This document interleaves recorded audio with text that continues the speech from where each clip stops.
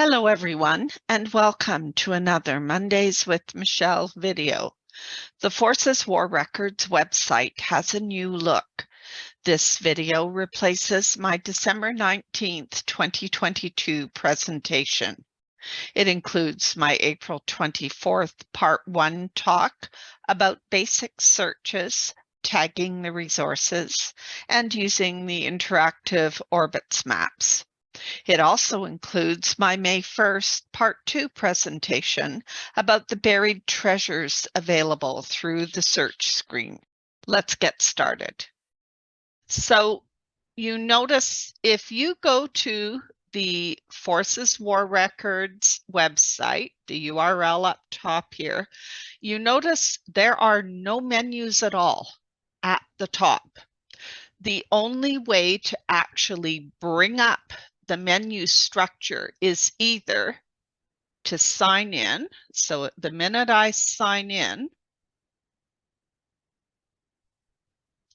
you'll see now we have the home, search, browse, maps, memorials, and help menu. The other option, and I'll just sign out again so you see the menus have disappeared. The other option is to go into one of the links on the page. So for instance, if I was to click on one of these items, that's bringing me into the website. So now the menu structure appears. So I'll just sign in here. Go back to the home page. As I mentioned, they've recently been acquired by Ancestry, so the website has completely changed. It's a brand new interface. It's basically a mirror of the Fold 3 website. So you have this search box at the middle of the page, and we've got a menu structure up top where we've got the home menu, search, browse, maps, memorials, help, and then under your sign in, your account, there's also a few different options that I'll show you, specifically the Your Tags option. But let's start with just doing a basic search. So if I was to search for information on my rentants, you come to a screen that shows the results in this list on the right. And there's a few pieces of information that you'll want to pay attention to. So right below the matching search result, like the name, this is actually the name of the record collection that your ancestor appears in. Over on the left side, you've got a number of different filtering options. So I can limit my search to the United Kingdom. I could say I just want Canadian records. And again, if I scroll down, you can see there are a number of different ways I could change what is displayed on the screen. One of the things I like is it actually shows the content providers so that you can see where the information is coming from, and it gives you a count of the numbers of records that each of those content providers has. But I found the easiest way to get to exactly what I want is to now go into this filter button up top, and I'm going to go to military, and I'm going to type in my grandfather's service number and press enter. And here is the record that they found for his particular service number. So all of this that I'm showing you so far, you can do whether you have a registered free account or whether you have a subscription. But if you now want to see the transcribed details of the record, if I click on this, only people with a paid subscription will be able to see the transcription. If you are on a free account, you would get a message saying you need to sign up for a subscription to see the details. But I want to show you what you can do from this screen. So you'll notice we have the transcription of the details from the metal card. One of the things that's nice is you can save the information to an ancestry tree. Since they are acquired by Ancestry, they've got that facility built in. Using this little tools symbol, you can print or share the information. Something else I found handy, and you can use this facility in a number of different places. There's the concept of being able to set up tags. So think of it as bookmarking the information that's of interest. So I could create a tag that says Grandpa's information. Right now, I've already got it tagged with his name, Arnold Renton, but I'm going to create a new tag, Grandpa's information. Click Add. It's tagged with that information, and I'll click Done. And this little red dot at the top is telling me I've got some tags associated with this record, and I've got two of them. I've got Arnold Renton and Grandpa's information. So that's one thing that I find is really helpful about when you do find information. You can go through and bookmark it and easily get back to it later. So if I go under my name where I've signed in and go to Your Tags, you'll notice I've got a number of items tagged. The tags have a little number beside them. So this is research I might have been doing for someone else. If I click on that item, it's actually showing me the records that I had bookmarked for that individual. And if I want to see the rest of my tags, I can either use the back arrow on my browser or just click on that word tags, and I'm back into my list, and I can look at the other options. So that's being able to do the basic search. And you're not limited to searching by people.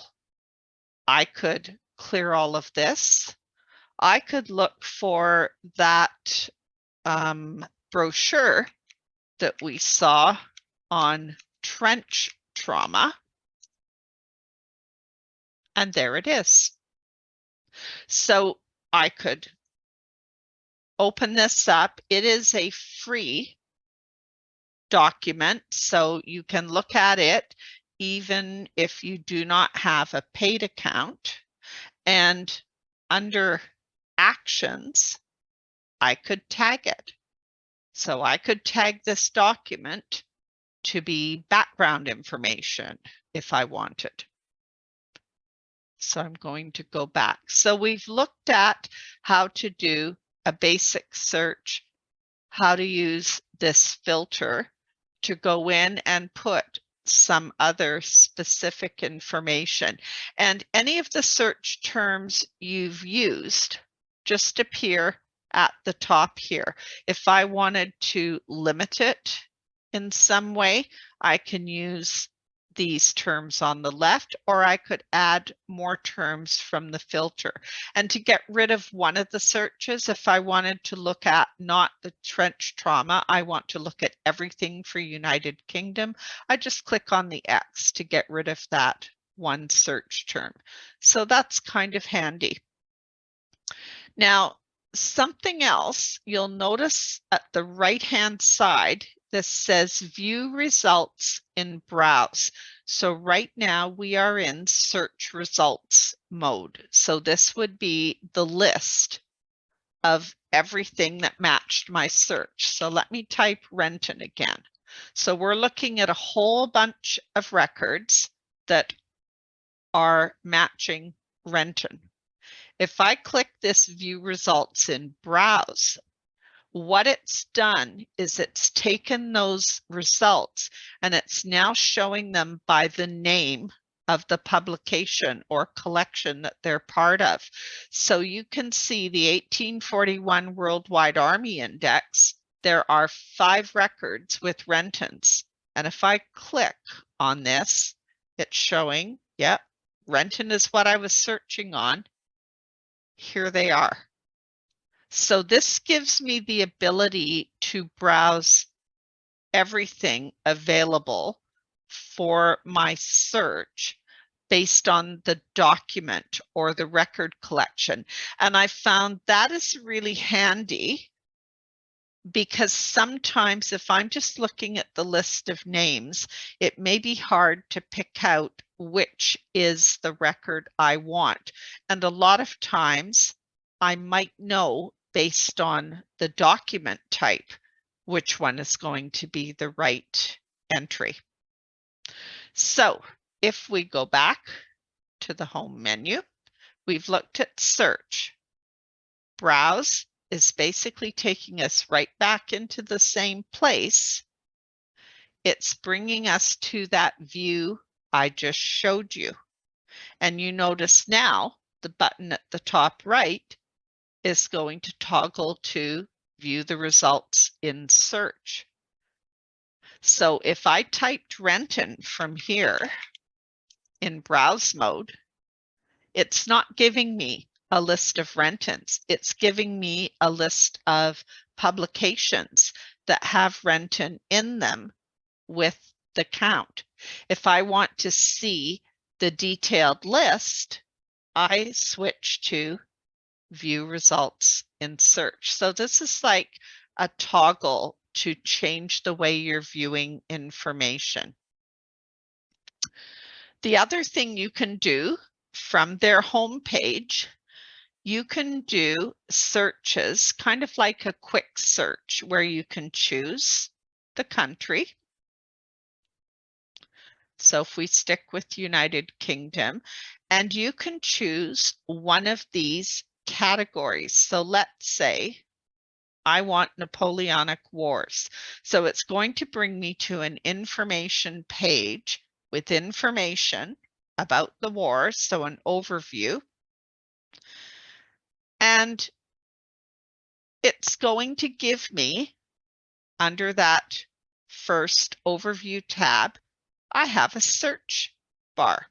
So if I type Renton, it's going to do a search limited to all the collections to do with the Napoleonic Wars. And you notice on the right, they give related collections, and sometimes I think their idea of related is a little generous, but these collections here are the ones that would have information on people who served in the Napoleonic Wars. So if I now click search, you notice I've got Rentons who appeared in the Napoleonic War records. And again, if I switch to browse mode, I can see which collections I'm looking at to find those names. So that gives you an idea of how to use both their search and the browse facility. If we look at maps, This is a feature that is unique to Forces War Records. It is not something that the Fold 3 website have. This is their interactive troop maps. And to use this, you do need to have a paid subscription. So you can search by battle. I could type the word battle and I will get a list of battles. So if I click on Battle of Mons and wait for it to come up, it gives me a description on the right of the battle.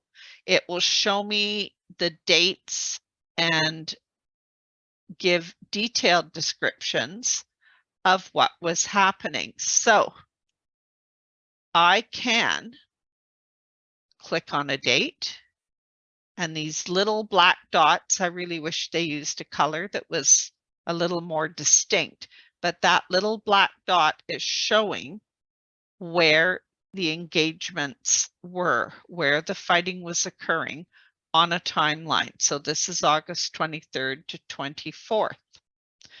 If I click on the next one, it's showing the description and where everything was happening. So I can click through all of these entries and it will show the movement.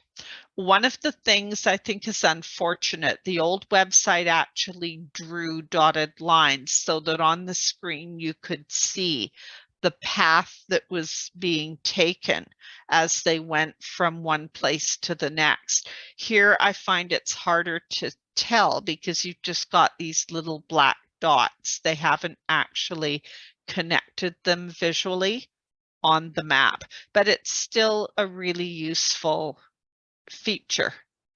And you can also, if I go back up to maps, you can also search by a particular battalion or military unit.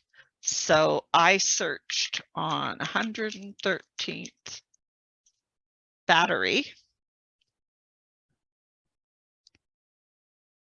And if I click that,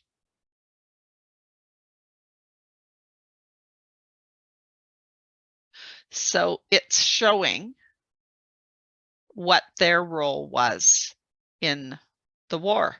And I can click next and it will refresh the screen on the right, showing when they came to France.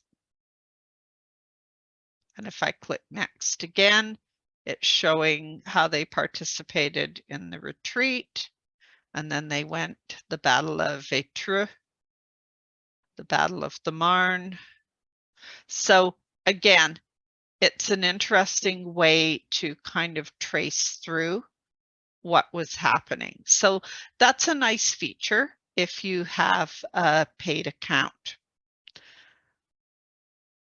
So if you click on the help menu up top here, this is the screen you come to. And if you click on any one of these help items, so let's click on search, it will bring you into this type of page. I really like the way they've got their help function set up. You have a clickable table of contents on the left, which is all of those icons that we saw in that help page we just came from. But what you will notice is they give detailed step-by-step help on each of these items. So for instance, we talked about being able to assign tags to your documents that you find so that you can basically bookmark them and save them with a note about which person they were about. So it tells you how to do that. It tells you how to view the tags. So I found this online help section to be really helpful. Tells you how to create a memorial. They talk about something called your gallery. And basically, that's the concept of all the information that you have created, like any memorials, or that you have tagged, goes into a page called your gallery page. And that's what you can access to see all of the content that you've created or that you've tagged. And it's underneath your name in the top right corner when you sign in. So if I click this little drop down arrow beside my sign in ID, you'll see your tags and your gallery. And if I go to your gallery, it's basically split the page into 3 areas. It shows what you have viewed recently. It shows any content for each of these units that I might have tagged, and it shows the tags that I've created. So that's something to keep in mind. As I said, their online help feature is really good. I was sad to see that they no longer have the collection of research guides, but one of the features that still exists is this document expert. You do have to have a paid account, but those of you that have a paid account, you can upload photos or documents that you might have questions on, and they will provide assistance for free. So one of the things that is worth checking, even if you don't have a subscription to Forces War Records, because they have been bought out by Ancestry and are part of the Ancestry offerings, it's worth creating an account or signing on using your Ancestry account and see if you do in fact have access, because my Forces War Records membership lapsed. I didn't bother renewing it. And what I noticed when I signed on with my free account I had set up for demo purposes. So for instance, if I now sign on and do a search on Renton, this is my free account that has no special privileges. So if I try to look at the details of a record, I'm going to get this message saying, sorry, you need to have a membership. But if I now log on with my Ancestry account, if I say sign in with Ancestry to my Ancestry account and now do the same thing, my Ancestry account magically is giving me access to all the stuff that was part of the War Forces subscription. So it's worth checking depending on what kind of Ancestry account you have. You may find that they've given you access to the War Forces even though you did not explicitly subscribe to it, because the War Forces and the Fold 3 websites are almost identical. So I suspect the reason why I'm getting access to the War Forces restricted materials is because I also have Fold 3 access. So the old Forces War Records had a lot of these items I'm now going to show you listed under their menu system. So if you wanted, for example, to find out background information on a particular unit, there was a menu item that allowed you to do that. Well, with the new system, you've got to hunt for it. So what you would do is go to search, and for unit information, I'm going to specify the place, United Kingdom, and I'm going to scroll all the way down on the left until I get to this record type. And as I scroll through the record type options, there's one that's called military unit. And I would click unit, or I could click regiment. And you see now on the right, I've got a very long list. There are over 3,000 results of units, but I can further narrow it by up top here in the search screen. I could type in the names. So for instance, if I wanted to see all of the units relating to cyclist, here's Army Cyclist Corps. And if I click on it, this is showing the unit information, and it lists the battalions.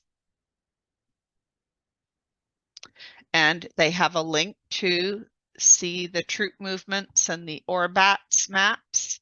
And it will show when they were organized, when they mustered out. That is how you would find your unit information. One thing I want to point out, let me clear this search, so just click clear all. So when I was first searching for unit information, I specified United Kingdom. I thought, well, I'll put World War I. But the unit information is not tied to a particular war. So you notice as I scroll down, that military category with the unit option is not even displayed. The minute I clicked World War I as the conflict, if I go up here or go down here and unselect it, and now scroll down, you see now I've got the military unit option for regiment, squadron, company, etc. So that's one thing I found a little disconcerting, is the way my brain was thinking as far as the options I should select. I didn't realize how much it was changing the other filters that showed up.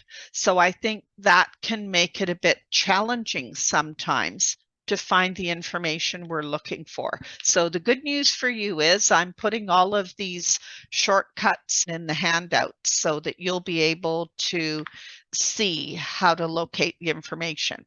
So now for unit war diaries, because that's another useful thing that we might want to search on, I selected United Kingdom. Then I selected the conflict because I want the diary for World War I. Then you go all the way down to publication name.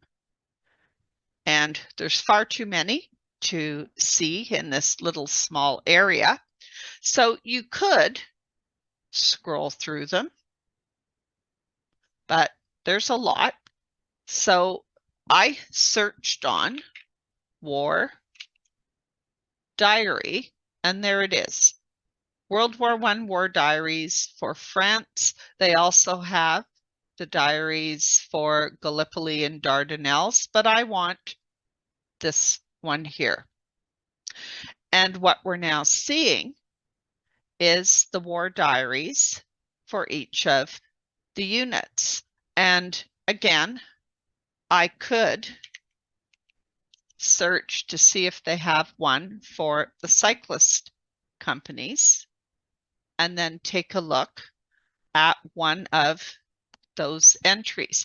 And just bear in mind to look at some of these documents. Some of them are included in your free basic membership. For others, you would have to have one of the subscription memberships to see the content. So that gets us to the war diaries. The next item I'm going to show you is how to find the details and the lists on all the medals. So for that one, you don't even select United Kingdom. You go all the way down to record type, see all, scroll down to subject, and there's award. So I don't think anyone would easily find this unless they just typed in the word award. But the problem is, I found when I typed in the word award, I was getting the records of all of the soldiers who received awards, not the background information. So how I found some of these pages in the first place was I clicked on the links that I'd created for the old forces War Records website. And in some cases, it redirected me to the correct page in the new website. So that's how I figured out what the search options were. So again, you could type in the name of a particular medal. You can click on the item and see the details. And there's clickable links to other things. So that's a useful resource. Now, the old website had a really nice image gallery with photos of the different platoons, of different aspects of the war. And I was curious to see where that would be. So that's another one that is under publication name. And if you type in image gallery, there it is. And these are images that they have in their collection of the different platoons, of different aspects of the war. So again, I typed in cyclist, and they do have two pictures of the cyclists. So some of the images actually include names. If we go back, this one is actually a newspaper clipping from the look of it, and you notice it identifies the names of all the people in the picture. So it is worth looking at the image gallery just to see if there might be some useful bits of information there. So we've talked about the gallery. The next one I wanted to show you is, what if you just want to see the list of all of the collections? And the easiest way to do that is to go down to record type, do a see all, and select publication. There are 916 of them. And this is showing you all of the different collection names that you could potentially look through. And you can further filter it. So if you want to see by content provider, so if we look at see all, you can see there's stuff from Ancestry, from Library and Archives Canada, from Family Search. So there is a wide range of repositories whose information they include here, in addition to their own proprietary stuff. So as I said, you can further limit it by choosing, say, the conflict and just seeing that information, and you could filter by country as well. So you could also type a search term in up top. So seeing the list of publications can be helpful. The other item I wanted to show you is the old website had something called timelines, where it actually gave you a date referenced list of all the events as they played out for World War I and a separate timeline for World War II. So what was interesting, when I clicked on the link for the old website that brought me to the timeline section, I got this page. This page is coming soon, and the same page appears for the World War II timeline. So the good news is it sounds like they are trying to migrate that information over and create a similar page on the new Forces War Records website. The next item I want to show you, they do have a very active Facebook group with all kinds of useful postings. So here's one that talks about military acronyms in the records and what some of those abbreviations mean. So there is a lot of information, those of you who have access to Facebook. The other items, like the forum that was listed as one of the menu items on the old War Forces website, that forum still exists. There just is no direct link to it from the new Forces War Records website, but I will be including the URL to that British Genealogy forum in the handout so that you still know how to access it, just like the blog is not something that you can access directly off the menu structure for the new Forces War Records website. It is, however, available at the bottom of the page where you'll see some additional links. So if you click blog or Facebook, it will take you to those external sites. So for instance, if I click on blog, this is the website I showed you a few weeks ago, which has the information from a lot of the research guides and gives you some hints and tips on how to research your ancestors. I hope you enjoyed this week's video. Don't forget to download the handout. You'll find the link in the video description at the bottom of your screen. You may need to click Show More to see the handout link. Thanks for watching.